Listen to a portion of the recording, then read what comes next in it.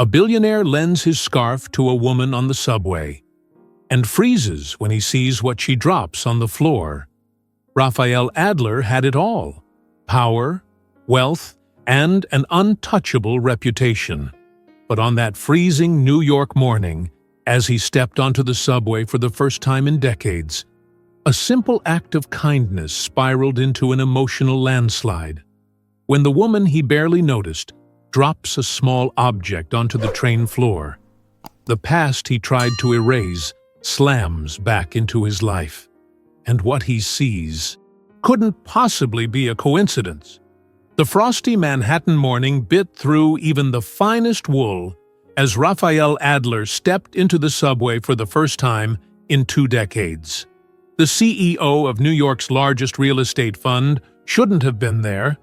His driver, calling in with a family emergency, had disrupted his meticulously ordered life. The subway car lurched forward, forcing Raphael to grab a pole with his leather-gloved hand.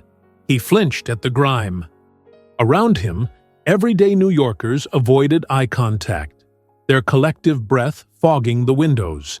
His tailored Armani coat and immaculate appearance created an invisible barrier between him and everyone else. Across the car, a woman caught his attention. Mid-30s, wearing a threadbare jacket far too thin for February, she trembled visibly on the hard plastic seat. Her eyes, deep brown and somehow familiar, remained fixed on a distant point only she could see. "Excuse me," Raphael said, his voice cutting through the mechanical rumble. Several passengers glanced up, surprised at the breach of subway etiquette. The woman looked at him warily. Without fully understanding why, Raphael unwound his cashmere scarf, a $600 Christmas gift from his executive assistant, and extended it toward her. "You look cold," he said simply. Suspicion flickered across her face, replaced by reluctant gratitude as she accepted the scarf. "Thank you," she murmured, wrapping it around her neck. 2 minutes later, she stood as the train slowed. "Fulton Street," announced the garbled speaker. Without another word or glance, she disappeared into the crowd. Raphael watched her go, feeling strangely unsettled. When the doors closed, he decided he'd exit at the next stop and call for a car. This experiment with public transportation had been a mistake. As he prepared to stand, something on the floor caught his eye. A small object where the woman had been sitting. Bending down, he picked up what appeared to be an old bracelet. Made of faded plastic beads, it was coming apart at the worn elastic. But it was the lettering on the beads that made his blood run cold. Raphael, 1992. His fingers trembled as they closed around the bracelet. He knew this object intimately. He had made it himself, 33 years ago in a Queens orphanage. He had made it for a little girl named Elisa, the only true friend he'd ever had before being adopted at 11. A rushing sound filled his ears, drowning out the announcement for the next station. The subway car, the passengers, the entire present moment receded, as memories he'd spent a lifetime burying crashed through the carefully constructed walls of his mind. "Sir, you getting off?" A teenager with headphones nudged him. Raphael stumbled out of the car, the bracelet clutched tightly in his palm. On the platform, he leaned against a column, suddenly struggling to breathe. It couldn't be her. Elisa had been lost in the fire. Everyone had told him so. Unless... He fumbled for his phone, barely seeing the screen through his shock. "Greg," he managed when his assistant answered. "Cancel everything today. And I need you to find someone for me. From 30 years ago." The rain lashed against the orphanage windows as 10-year-old Raphael hunched over the small plastic beads, his tongue poking out in concentration. Outside, Queens traffic splashed through puddles, a backdrop to the sounds of 20 other children living, playing, and arguing under one leaky roof. "That's really pretty," said a soft voice beside him. "Is it for your mom?" Raphael didn't look up at 8-year-old Elisa. Don't have one anymore. It's for you. In the present, Raphael sat in his penthouse office. The cityscape of Manhattan spread out before him like a glittering kingdom. The bracelet lay on his desk, its faded colors a stark contrast to the sleek glass and steel surrounding it. "I've got the files you requested, sir," Greg said, placing a slim folder on the desk. "Though I don't understand why—" "You don't need to understand," Raphael cut him off. "Just tell me what you found." "Not much," Greg admitted. The Queen's Hope Children's Home burned down in 1993. Most records were lost. I've requested archives from the Department of Child Services, but it could take weeks. He hesitated. "Sir, you have investors from Tokyo calling in 20 minutes. Raphael waved him away. When the door closed, he opened the folder, staring at the grainy newspaper clipping about the fire. No casualties reported, but several children had been relocated. Records scrambled in the chaos of underfunded social services. His fingers traced the letters on the bracelet. Elisa had lived in the apartment building next door, not officially an orphan, but functionally one. Her mother worked 3 jobs and was rarely home, so Elisa spent most days at the orphanage, eating meals there, doing homework there, becoming Raphael's shadow. "We're cosmic twins," she had declared one day. "That means we're always connected, even when we can't see each other." He had believed her then. After his adoption by Charles Adler, the reclusive investment banker who'd visited the orphanage on a charity board obligation, Raphael had tried to find Elisa. His new father had dismissed his pleas. "That life is behind you now," Charles had said firmly. "The Adler name means something in this city. You'll learn to carry it properly." And he had. Raphael had excelled at Exeter, then Harvard Business School. He'd built his adoptive father's modest fund into an empire. No one in the corporate world knew about Queen's Hope or the skinny boy who'd once made friendship bracelets in its dingy craft room. He reached for his phone. "Greg, I need a car." Then, after a pause, "And cancel Tokyo." 30 minutes later, Raphael stood before the empty lot where Queen's Hope had once stood. Weeds pushed through cracked concrete, and graffiti covered the remaining fragment of wall. The whole block had declined, with boarded storefronts and security grates everywhere. "Can I help you?" called a voice. An elderly woman watched him from a neighboring stoop. "I'm looking for information about someone who lived here years ago," Raphael said. "Lot of people came and went," she replied. "Orphanage kids scattered after the fire." "A girl named Elisa? She lived in the building next door. Had a little violin or guitar?" The woman's eyes narrowed. "The guitar girl, always playing, said she'd be famous someday." Raphael's heart pounded. "Do you know what happened to her?" "The guitar girl," the old woman repeated, adjusting her thick glasses. "Haven't thought about her in years. Child Services took her after the fire. Poor thing waited for days on that stoop, saying she couldn't leave because her friend would come back for her." Raphael felt something crack inside his chest. Her friend? Some boy from the home. She was convinced he'd return. The woman shook her head. "Never did, of course." Raphael swallowed hard. "Do you know where she went?" "System swallowed her up. Though," she paused, "Manny at the bodega might know more. His nephew worked for the city back then."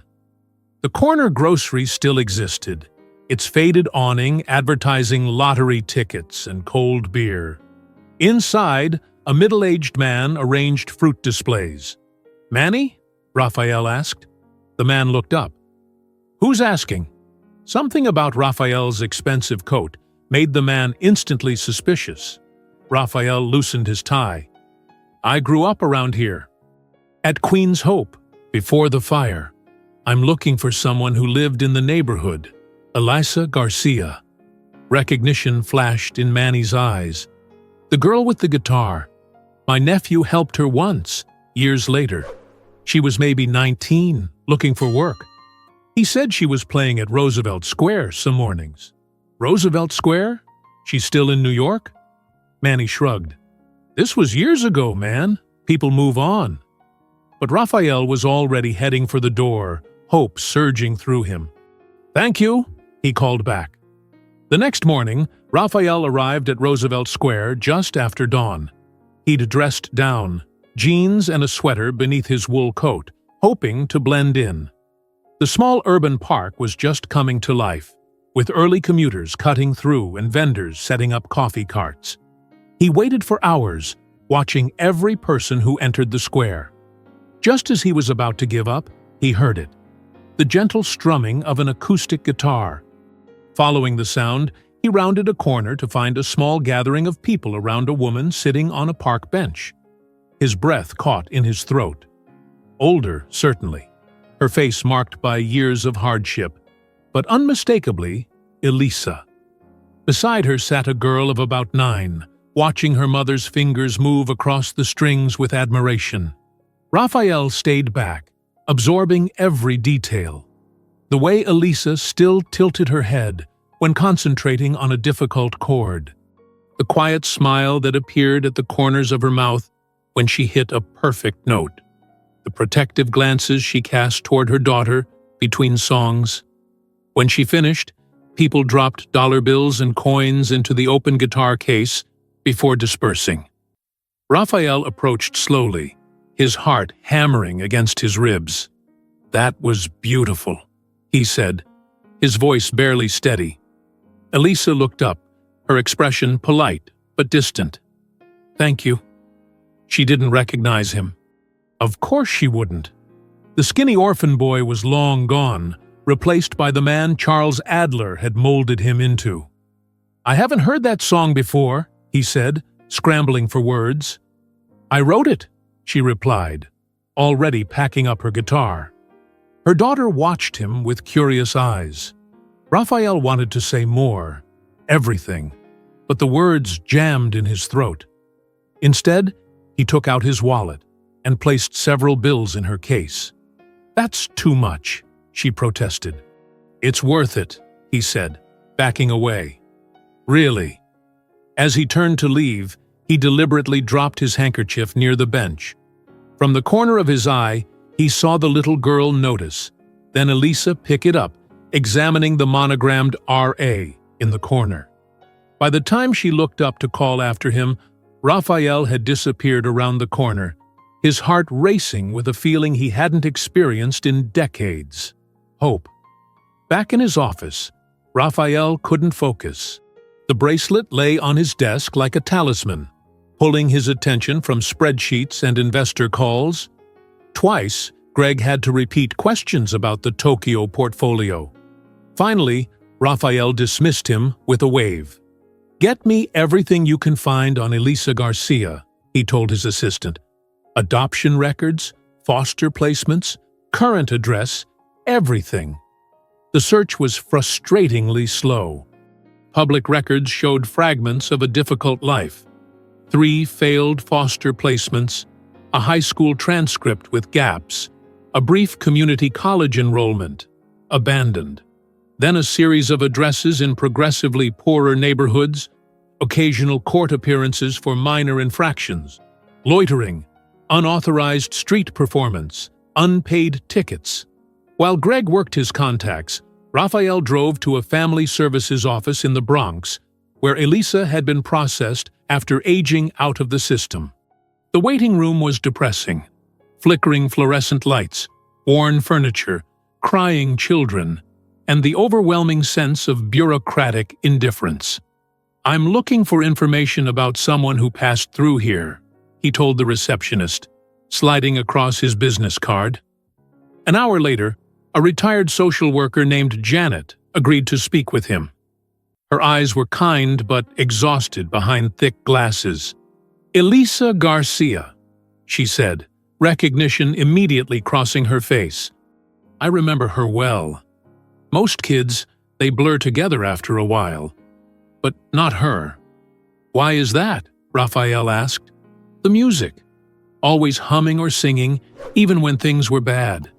And things were often bad. She sighed. Last foster family before she aged out. The father had wandering hands. She ran away 3 times. Raphael's hands clenched. What happened after she turned 18? System spits you out. She was homeless for a while. Then pregnant at 20. Father wasn't in the picture. Janet's eyes narrowed. Why are you asking about her? We were friends, as children. I've been trying to find her. Janet studied him skeptically. Rich man suddenly remembers poor friend? There's usually a reason. Raphael placed the bracelet on her desk. She made this for me. I found her by accident yesterday, but she didn't recognize me. I just need to make sure she's okay. Something in his expression must have convinced her. She works as a janitor at PS 118 in Queens. Lives in an apartment on Woodhaven Boulevard. Daughter's name is Maya, about 9 now. Is she doing all right? Janet's silence was answer enough. That night, Raphael arranged a delivery, groceries, warm clothes, and a new guitar, sent anonymously to Elisa's address. The next day, everything was returned with a note. I don't take charity from strangers, e.g.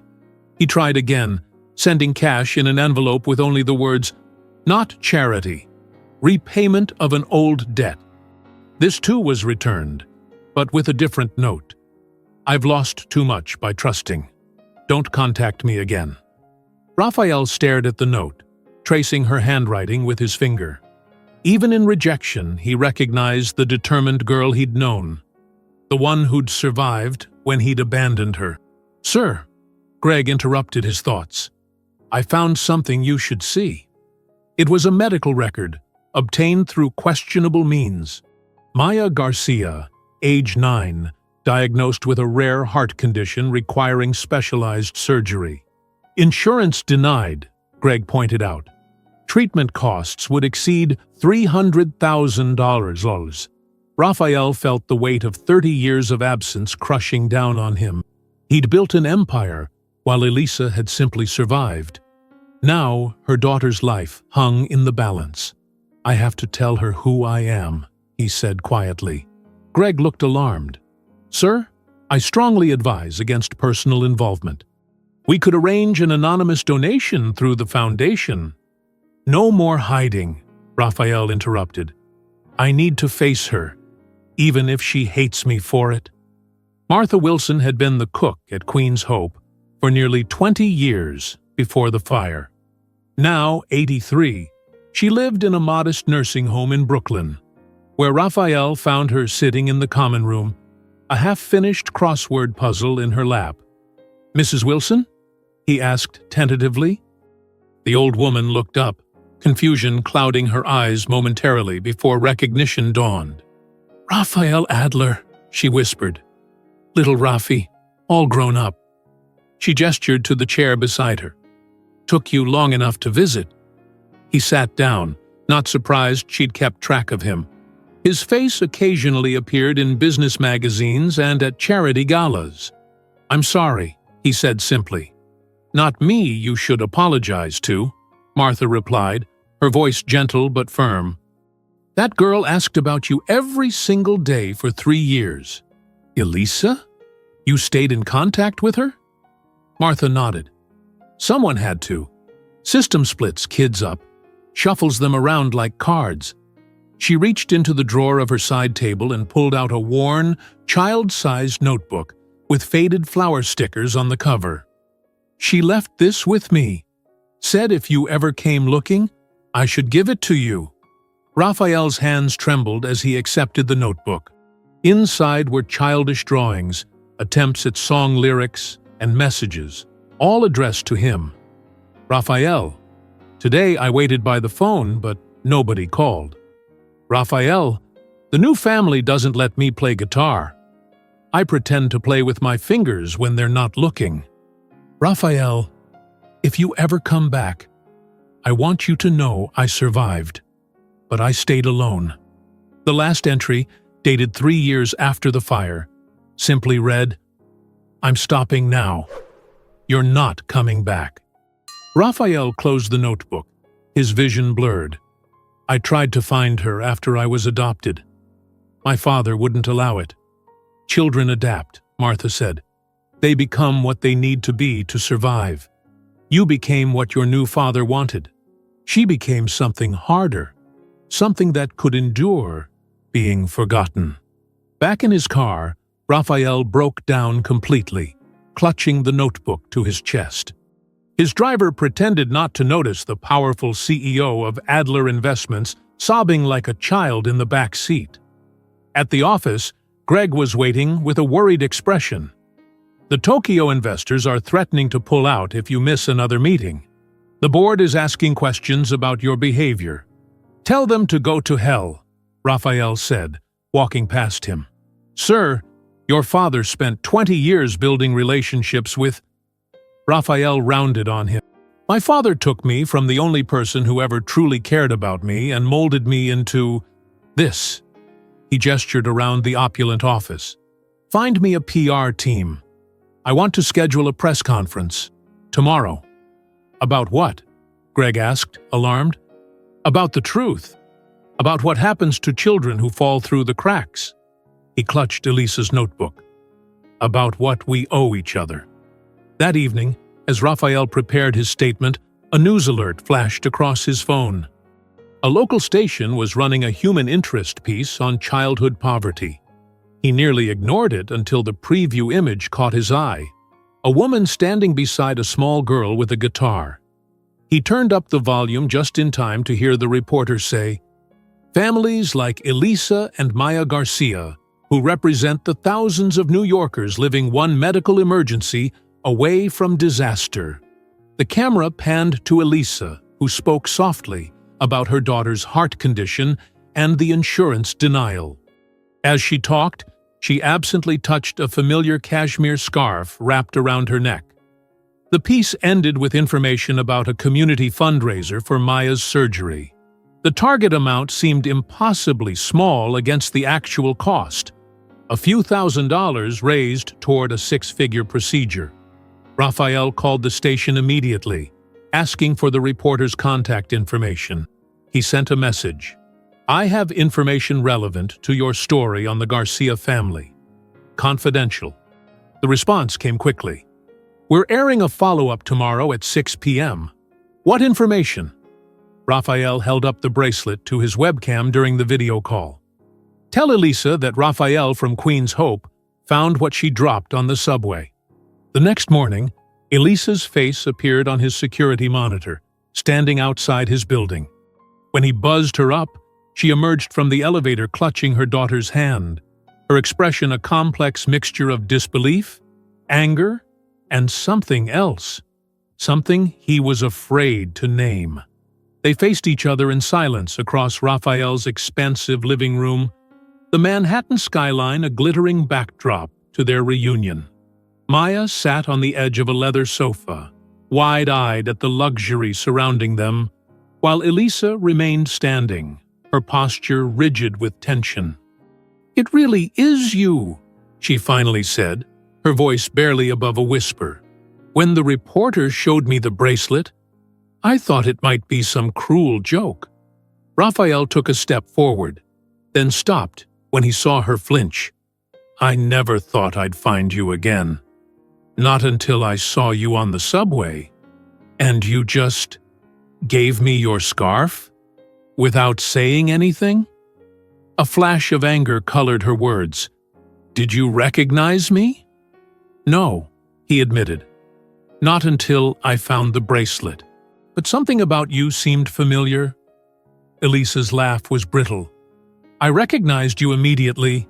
The great Raphael Adler. Your face has been in business magazines for years." Her eyes hardened. "I've cleaned offices with your company's name on the lease." The gulf between their lives stood exposed, a chasm 30 years wide. Raphael gestured toward the sofa. "Please, sit. I can explain." "Explain what? How you forgot about me, or how you chose not to remember?" "Mom," Maya whispered, tugging at her sleeve. "You're being mean." Elisa's expression softened as she looked at her daughter. "Sometimes adults have complicated feelings, sweetheart." She reluctantly sat down, keeping Maya close. Raphael remained standing, suddenly unsure what to do with his hands, with his body, in this moment he'd never prepared for. "After Charles Adler adopted me, I begged him to find you. He refused, said my past would hold me back from becoming what he expected." "And what was that?" "Him," Raphael said simply. "I became exactly what he wanted. Calculated, ruthless, successful. I buried Queen's hope so deeply I convinced myself it never existed." "While I spent years searching for you," Elisa countered, "I called the Adler house until they threatened legal action. I wrote letters that were returned unopened." Raphael closed his eyes, the weight of her words crushing him. "I didn't know. Would it have mattered? You had your new life." "I had nothing," he said, his voice cracking. "Money, yes. Success, yes. But I lost the only real friend I ever had." An uncomfortable silence stretched between them, broken only by the gentle ticking of an expensive clock. "Why contact me now?" Elisa finally asked. "What do you want?" "To help. With Maya's surgery." Her face hardened again. "I don't need your charity." "It's not charity," he insisted. "It's—" The word stuck in his throat. Atonement? Repayment? Nothing seemed adequate. Elisa stood abruptly. "We should go. This was a mistake." "Please," Raphael said, desperation creeping into his voice. "At least let me help Maya. Whatever happens between us, she shouldn't suffer." "You don't get to swoop in after 30 years and play hero," Elisa snapped, but her voice wavered. "You don't know what we've been through." "Then tell me," he pleaded. "I want to understand. I need to." Elisa looked at him for a long moment, searching his face. "I have to get Maya to school. I work at PS 118 as a janitor." She hesitated. "If you really want to know, meet me there at 4. East entrance." After they left, Raphael sat alone in his penthouse, feeling its emptiness for the first time. On impulse, he picked up the phone and called his financial team. "The Roosevelt Square Education Fund," he instructed. "I want it established today with an initial endowment of $10 million. And I need specific allocations for PS 118. "In whose name, sir?" his manager asked. Raphael thought for a moment. "Elena Garcia," he said, remembering Elisa's mother who had worked herself to exhaustion. "A memorial fund." That afternoon, he waited outside PS 118, feeling conspicuous in his tailored coat among parents in work uniforms and well-worn winter jackets. When Elisa emerged in her janitorial uniform, she paused, clearly surprised he had actually come. "I didn't think you'd show up," she admitted. "I promised I would," he said, "and I've broken enough promises to you." She led him to a small park across from the school, sitting on a bench still damp from melting snow. "Maya's at her friend's house until 6. We can talk freely." "I read your notebook," Raphael began. "Martha gave it to me." "Old Martha." Elisa smiled faintly. "She never gave up on either of us." "You waited for me," he said, the words like glass in his throat. "Until I couldn't anymore." She looked directly at him.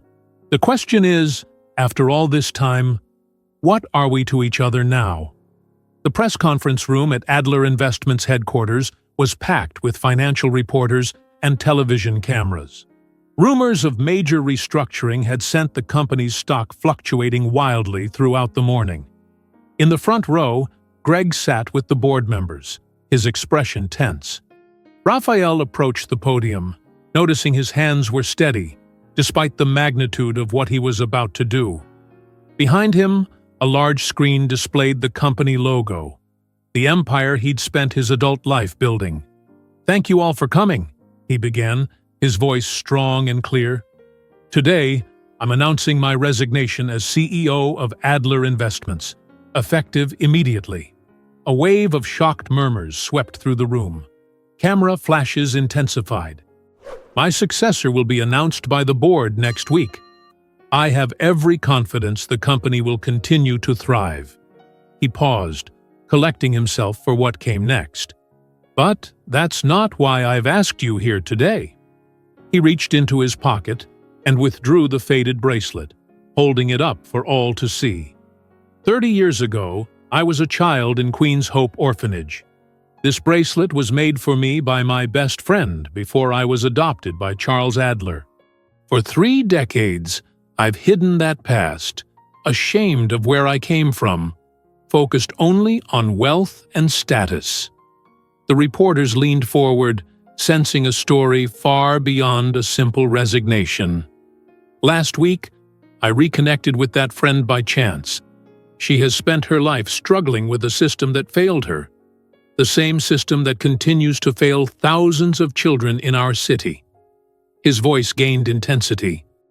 I am establishing the Roosevelt Square Foundation with an initial endowment of $70 million, 70% of my personal fortune, dedicated to supporting foster children, orphanage reform, and medical assistance for families in need. Flashbulbs exploded as reporters shouted questions. Raphael held up his hand. This isn't about charity or tax breaks. It's about acknowledging that success built on forgotten foundations is no success at all. I've spent my life running from who I was at the cost of who I could have been. He looked directly into the cameras. No more. 3 days later, Raphael stood in the kitchen of his new home, a modest 3-bedroom house in the suburbs of Boston. Boxes remained unpacked, and the furniture was sparse. His phone had been ringing constantly with calls from shocked colleagues, opportunistic journalists, and curious old acquaintances. He ignored them all. The only call that mattered came from New York Presbyterian Hospital, confirming that Maya Garcia had been approved for surgery through the foundation's emergency medical fund. The procedure was scheduled for the following week. Raphael had arranged everything anonymously, respecting Elisa's boundaries. He hadn't contacted her since their meeting in the park, where she had listened to his apology but offered neither forgiveness nor rejection. She had simply said, "I need time to process this." We both do. As he unpacked dishes into cabinets, the first time he'd performed such a mundane task himself in decades, his doorbell rang. Opening it, he found a courier with an envelope. Inside was a photograph of Maya, smiling from a hospital bed, her pre-op bracelet visible on her wrist. A note in Elisa's handwriting read, "She's going to live because of you, but she still doesn't know who you are." Raphael sat on his new porch steps, clutching the photo, his vision blurring. He wrote back that evening, "I don't want to intrude. I just want to be nearby if you ever need me." A week passed before her response arrived. Maya's recital is Friday at 4, Community Center on Maple Street. She's playing guitar. If you want to come, sit in the back. That Friday, Raphael arrived early, choosing a seat in the last row of the small auditorium. Parents filed in, chatting excitedly, completely unaware of the billionaire in their midst. When Maya took the stage with several other children, Raphael noticed something draped over the chair beside her. His cashmere scarf, folded carefully. As Maya played, her small fingers moving confidently across the strings despite her recent surgery, Raphael felt a presence beside him. Elisa slid into the empty seat, not looking at him, but focusing on her daughter. "She's remarkable," he whispered. "She's alive," Elisa responded simply. Then, after a pause, "Thank you for coming. And for everything else. I'd do anything," he said, "to make up for the time I lost." Elisa finally turned to him, her expression softening slightly. "Time doesn't work that way, Raphael. We can't get it back. We can only decide what to do with what's left." As Maya finished her piece to enthusiastic applause, she looked out at the audience, her eyes finding her mother. And then, with a small smile of curiosity, the stranger sitting beside her. The community garden bloomed with late summer flowers as Raphael knelt in the soil, showing a group of children how to plant seedlings. His once manicured hands were now calloused from 3 years of physical work. His designer suits replaced by worn jeans and flannel shirts. "Mr. R, look what I found." Maya, now 12, raced toward him, clutching something in her palm. Her surgery scar, barely visible above her t-shirt collar, had faded to a thin white line. She opened her hand to reveal a butterfly with iridescent blue wings. "Can we keep it in the classroom?" "What have I taught you about wild creatures?" Raphael asked gently. Maya sighed dramatically. "They belong to themselves, not to us." She opened her palm, watching the butterfly flutter away. "You're right, but it's still hard to let beautiful things go." The wisdom in her young face reminded him so much of Elisa that his chest tightened. Over the past 3 years, they had established a careful friendship, circumnavigating the complicated emotions of their shared past. Elisa taught music at the community center where Raphael volunteered, teaching financial literacy to teens and adults. They existed in intersecting circles, neither too close nor too distant. Later that afternoon, as Raphael packed up gardening supplies, his phone buzzed with a message from Elisa. "Cultural fair tomorrow at the center. Maya's performing. She's also asking about you again." The questions had started a year ago. Who was Mr. R before he came to Boston? How did he know her mom? Why did he suddenly appear in their lives? Elisa had shared parts of the truth, carefully edited for a child's understanding. "What did you tell her?" he texted back. "That you were my friend when we were kids. That we lost each other for a while. That sometimes people find their way back." The next day, the community center buzzed with activity. Families from diverse backgrounds shared food, music, and stories. Raphael had been asked to give a short talk about community investment, something he now taught at the local college. As he finished his presentation, the program moved to student performances. Maya took the stage with her guitar, now playing with remarkable skill for her age. The audience fell silent as her clear voice filled the room, singing a song about rediscovering lost connections. When she finished, applause erupted. She smiled, then leaned toward the microphone. "Can I ask someone to come play with me for my second song?" The audience murmured encouragingly. "Mr. Raphael, would you teach me on stage? The song we've been practicing?" A hush fell over the room. In the 3 years he'd been part of the community, most people had learned fragments of his story. The billionaire who gave away his fortune, the former CEO who now taught gardening to children. But few had witnessed the connection between him and the Garcia family. Raphael made his way to the stage, his heart pounding. His fingers trembled as he accepted the second guitar from Maya. For the first time since childhood, he was about to play music with someone else, something he'd begun learning again specifically for this moment. Together, they played a simple duet, their fingers moving in tandem across the strings. When they finished, the audience erupted in applause, but Raphael barely heard it, transfixed by the look of pride and joy on Maya's face. And, in the front row, the glistening in Elisa's eyes. Later, as people mingled over refreshments, an elderly woman approached them. "What a lovely family you have," she said to Raphael.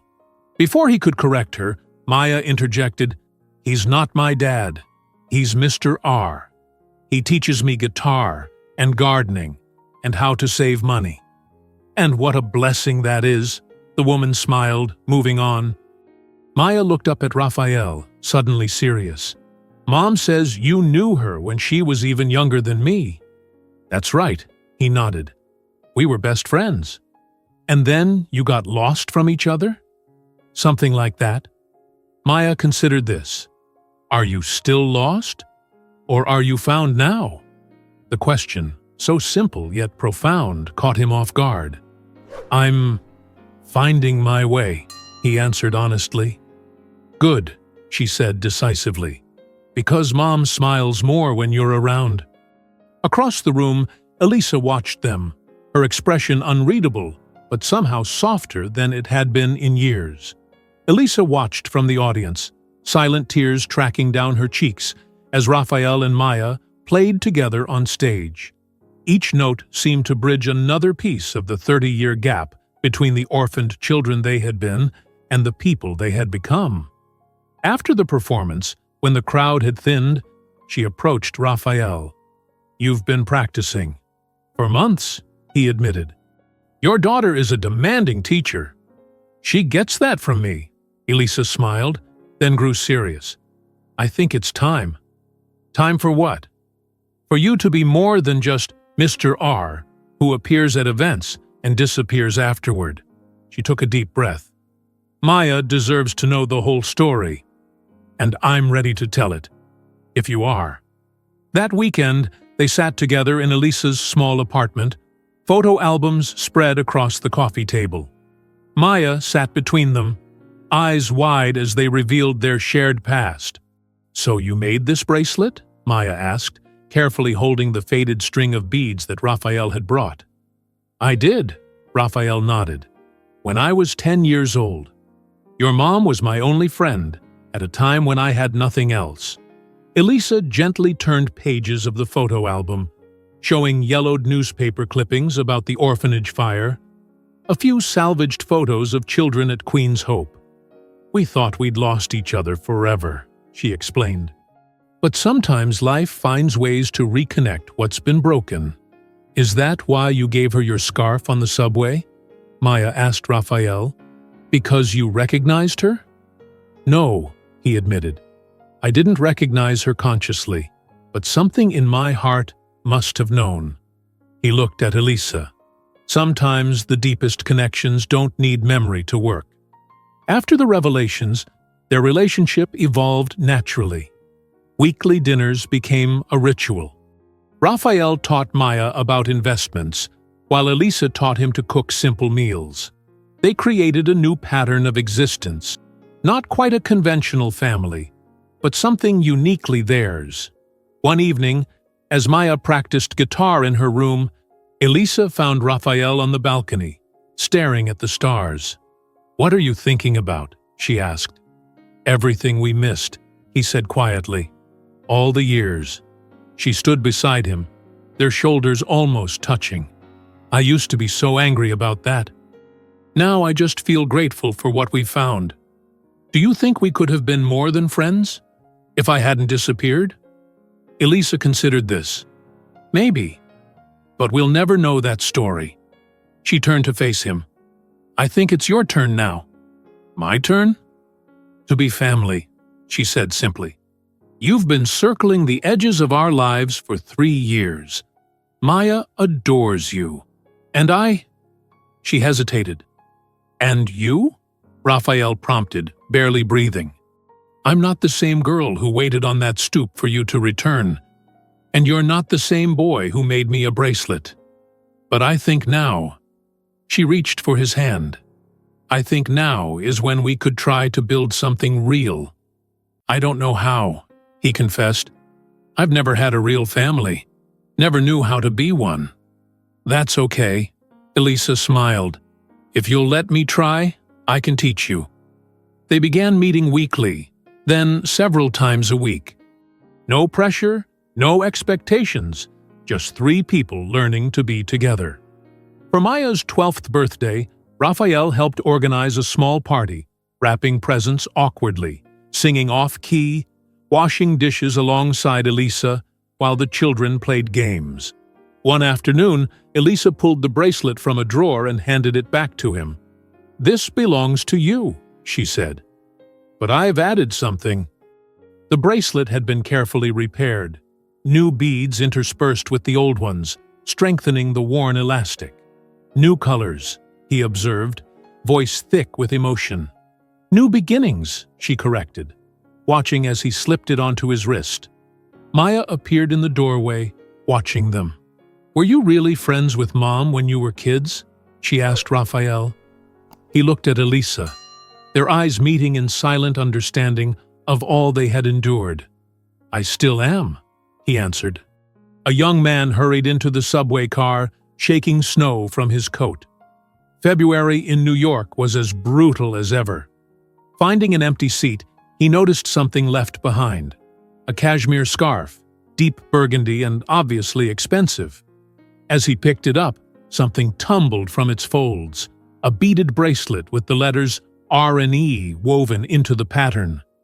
He looked around, wondering who had left such personal items behind, but the subway car was already filling with new passengers, none of whom seemed to be searching for lost belongings.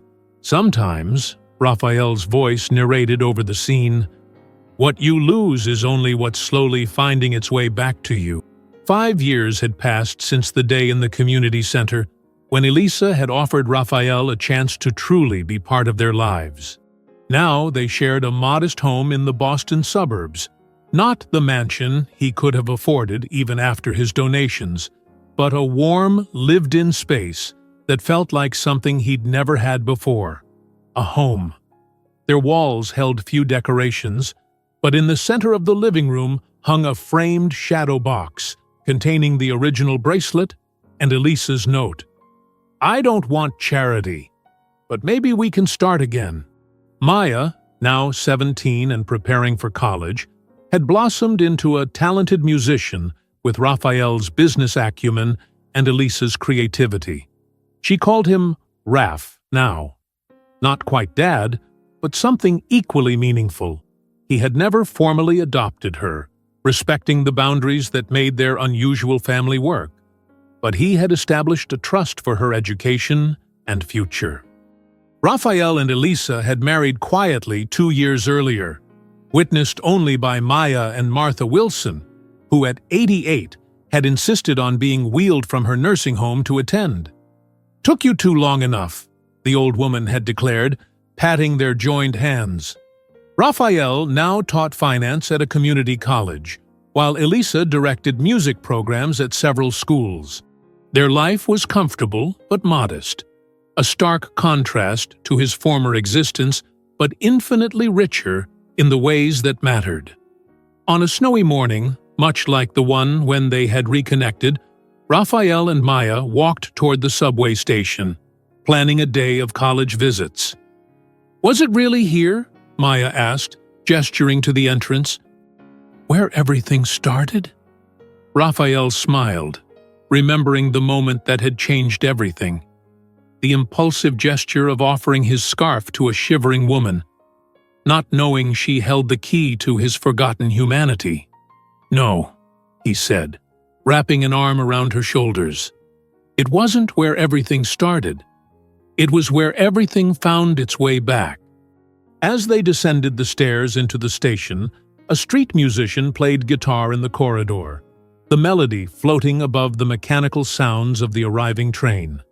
The notes seemed to follow them as they stepped into the car, returning to the place where a lost bracelet had reconnected two souls who had never truly forgotten each other. In the reflection of the subway window, Raphael could almost see the ghostly images of who they had once been. A wealthy man imprisoned by his success, a struggling woman burdened by memories, and all the years between them. But as the train pulled away from the station, those images faded, replaced by the reality of who they had become. Two people who had learned that sometimes the longest journeys lead exactly where you need to go. Sometimes, Raphael thought, his fingers brushing against the bracelet he still wore under his coat sleeve, you have to get lost to truly find your way home. The subway car rushed forward into the tunnel, carrying them onward, together. In the end, Raphael didn't find redemption through money or power, but through a broken bracelet and a love he thought he had lost forever. This story reminds us that what we try to bury often holds the key to our deepest healing. Sometimes, what seems forgotten is simply waiting to be remembered. What about you? Have you ever rediscovered something that changed your life? And what did you think of this story? If you enjoyed this video, don't forget to subscribe to the channel, turn on the notification bell, and leave a like. Share in the comments which country or city you're watching from. Your feedback helps us create even better stories. And don't miss the next emotional journey. Click the video on your screen now. Thank you so much for watching.